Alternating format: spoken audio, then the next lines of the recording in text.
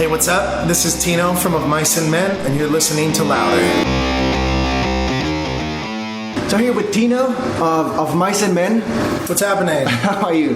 Doing well, thanks. Out here in Birmingham, day one of our tour. Yeah, so first of all, we're lucky enough to skip the obvious question of how's the tour going, because it's the first day, so we're not going to ask that. Yeah, it's going really good. So far, we've had a couple of rehearsal days out in London, and we've been getting everything tight, and we're really excited to be out here. It's day one already, fans lined up at the front. We went and said hi to a bunch of them already, and it's pretty good. We haven't headlined in a while, well, in over a year, and so we're really excited to just be back out here on a proper tour, supporting our new album, Cold World. And I think the most important question is, after touring the US with Cold World, are you going to be doing the same thing here, or are you just going to be supporting it or playing it front to back? Well, we did CD release shows in LA and New York, where we played the album front to back.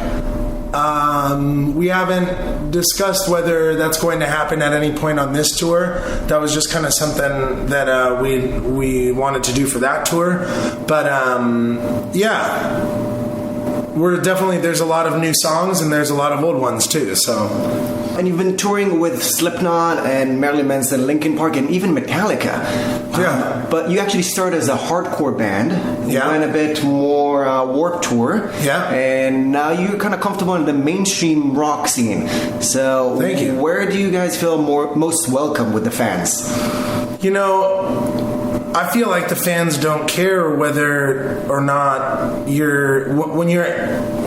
when you get to tour with bands and you're playing the music for the audiences, you just have to not suck. And I guess in my eyes is like, we really pay attention to how well we play, and we focus on playing very tight.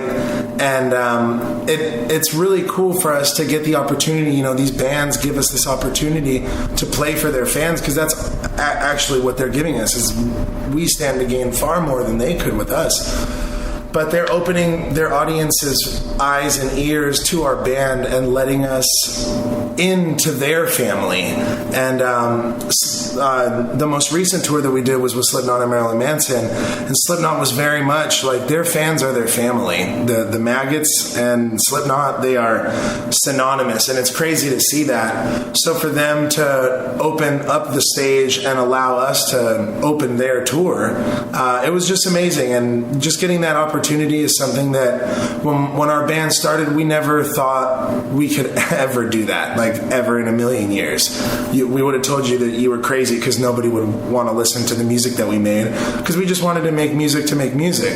And sure enough, that's exactly what those bands did when they were bands like how we started, because they all started like that. And it's really cool, man. Like I feel very fortunate that we get to be around them, and that the fans are so welcoming.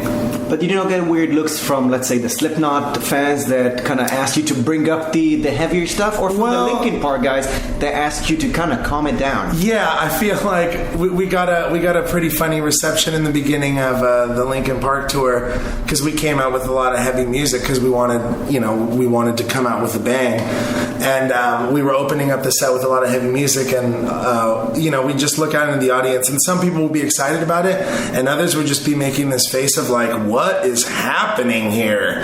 And but that's what I think is cool, is there are really the boundaries of rock and metal and whatever and genres, they can be blurred, and they don't have to be the same. And I think when you have difference and you have more music that's in front of you, I think fans like that, because then towards the end of when we're playing, people's hands are up and they're throwing the horns up and banging their head, and like maybe by the end of our set they get it, and they're like, oh, okay, I understand this now. And that's all that we could hope to give to an audience, is walk away, leave, that they were entertained, that they enjoyed what they saw. So when were you most nervous, before Linkin Park or before Slipknot? I mean, I'll never forget, on the Linkin Park tour was the first tour that we did playing in massive sports arenas, and I'll never forget walking out on stage and in one of the venues, I believe it was in somewhere. It was in Germany. I forget the name of the place. Anyway, it was like a wall of people, you know, like right in front of me, and I couldn't believe how many. There was like 25,000 people there, and they were there because it was just us in Lincoln Park, so they were ready for the show. And I was just thinking, like, man, I better not mess up, because it's like everyone will hear it. And it's kind of funny that I think you, growing up playing music, you say that to yourself all the time, like, I better not mess up or something, because you want to play well, whether it's you're playing in school or you're playing in your local band or you're at your local coffee shop and you're playing for your friends. You know, there's always that thought that goes through your mind that's like, okay, I'm about to perform something for somebody.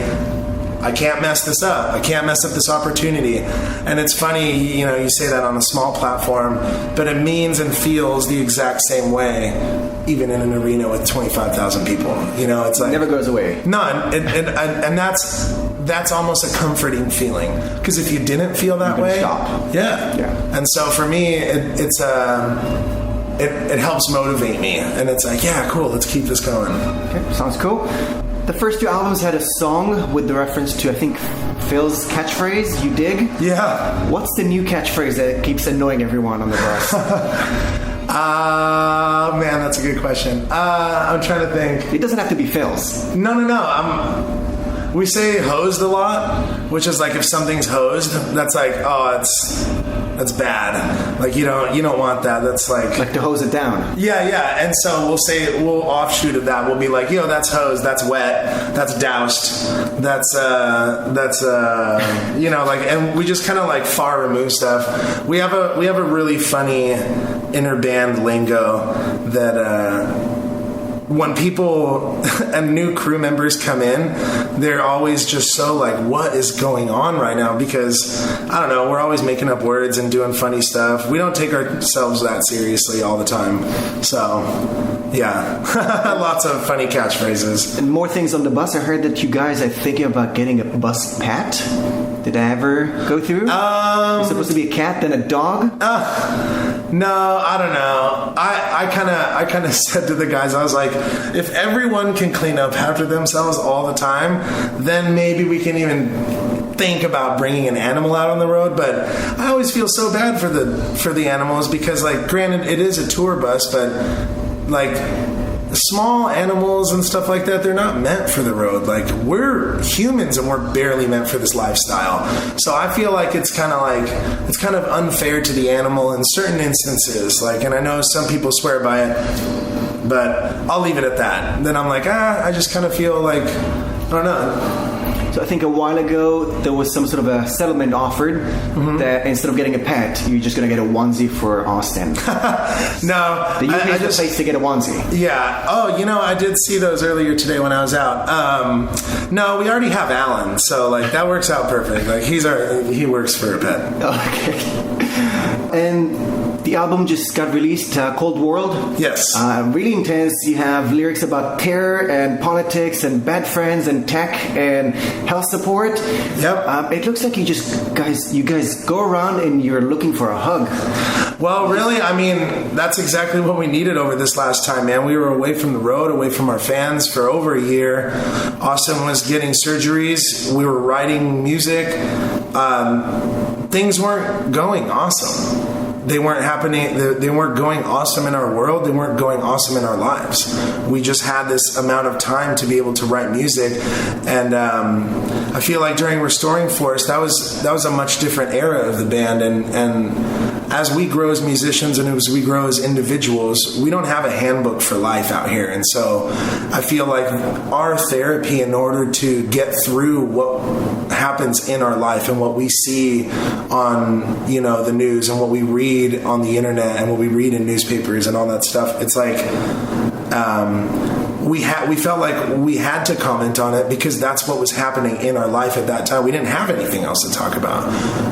We're home, cool. I love that my lady cooks for me when I'm home. What am I going to write a song about? That doesn't strike me as very essentially creative. And so we needed to pull from our deepest feelings. And I think we really achieved something very powerful in ways that hopefully made the people that listen to the music think a little bit more about what they just heard and maybe what they just read. Because to us, that's the most important thing that music can do, is provoke thought from the listener and hope that regardless of whether they understand it or not, or if they like it, or if it's quote unquote heavy, or if it's quote unquote whatever, or it's a genre or anything like that, we just want people to walk away thinking about what they just heard. And if we do that, then I feel like we've done a good job. And so for us, we needed a lot of hugs, dude. We went through a lot of crazy shit during that time. And I'm so proud, and I know that we're all proud, that we were able to make a piece of art of 13 tracks that go from front to back. And that's the way that you're supposed to listen to this record, from the beginning to the end. And we have a body of work of that time in our life when we were so uncertain of so many things, and that was our cold world. Our reality is our world, and that's how we felt during that time. And I felt like we really captured that sound and that chapter of Mice and Men. And now I'm excited that we're getting to play it live, because while it was very difficult to make the record and to dig deep enough to find out all these meanings for ourselves, now it's almost therapeutic releasing it and seeing the fans just listen to it in a way that it'll always strike them different than it strikes us, And so to see them, they're coming out, they're having a good time, they're rocking out. And for us, we were not feeling that way when we were writing this music. But to see people do that, it's encouraging, and it excites us to know that what was bad for us and what we made something that was art, and now it can be something that's used for good to help people and to have people think about, those things. So can I say that touring now, you find comfort, whether it's the fans or releasing absolutely. And playing it? Yeah, absolutely. I mean, it's been a long time since we've been on a proper tour out here, I guess. And so the last time we came out for Slam Dunk and Rock Am Ring. But it's like we're just rejuvenated, I guess. And we're really excited. These songs sound so great live, and we can't wait to perform them for sure. So from therapeutic to a bit of escapism. Yeah, sure. I heard you guys are addicted to Mario Kart. Yes. Who's the best on the bus? I want to say, I can't remember who won the last time. I'm usually the one that brings the Nintendo 64. I'm not much of a gamer. Like, I try and do it, but I feel like those games will always be fun. But the new ones, like the shooters and like what do they play now? I always want to say Rainbow Six, but it's not that. Anyway, but yeah, so I want to say Austin's the best. And then probably Alan or me. Yeah, I think that's how it would go. I feel like Austin has a crazy technique with N64. Like, I know he spent a lot. He also has a Nintendo too, but he wants to keep his. So I'm like, I'll bring mine out. Like, I've had it forever and it still works. So there it is. Anything else you want to add to fans and listeners? Thank you so much for tuning in, and thank you for listening to Cold World. If you haven't, please check it out. Show a couple people in your life. And come see us out on the road. We're excited to play this music for you. Come rock out and lose your mind to the music. Okay, Tino of Mice and Men, thank you very much. Yeah, thank you very much.